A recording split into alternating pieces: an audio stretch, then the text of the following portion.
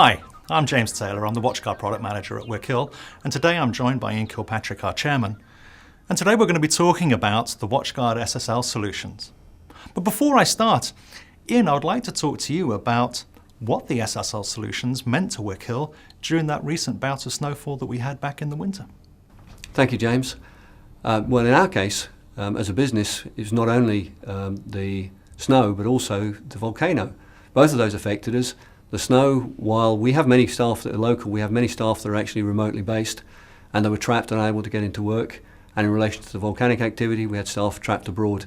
In both cases, we were able to continue full business operations, and in the case of the snowfall, while many of our competitors were closed, we were able to continue working and to continue to drive customer support and services.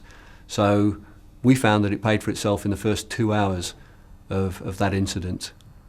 And I suppose remote access during times of unforeseen circumstances is just one aspect of remote working.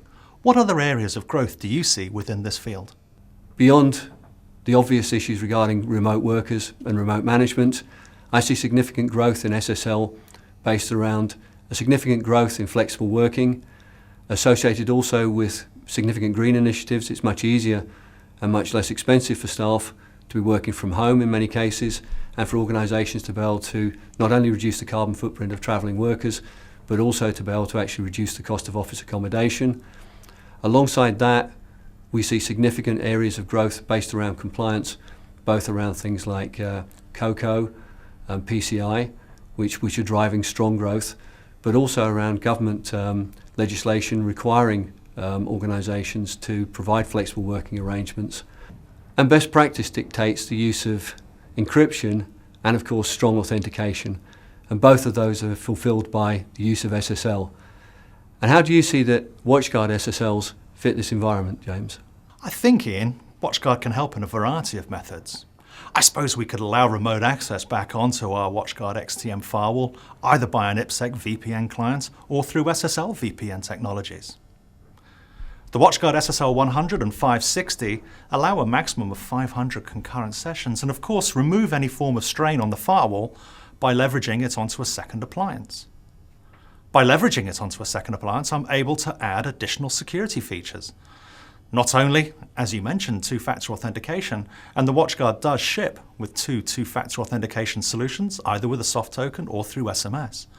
But also I'm able to give a dynamic portal that, based on my network credentials and my network resource requirements, I'm able to set a policy that is apt for the role that I keep.